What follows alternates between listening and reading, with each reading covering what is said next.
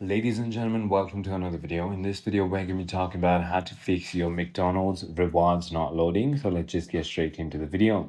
The first thing you want to do is simply try to force close your McDonald's application and try to reopen it. If that doesn't work, you might have to log out and back in.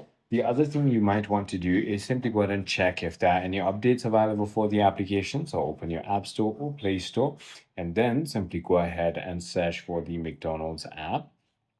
Tap on it and there's going to be an update button when there are updates available. So it is as simple as that. If none of it works, here is the final step that will fix it all. Simply go to your settings, go to general, go down to transfer reset iPhone, go to reset and then reset your location and privacy, then reset your network settings and finally reset all settings. And that will go ahead and fix your problem for you.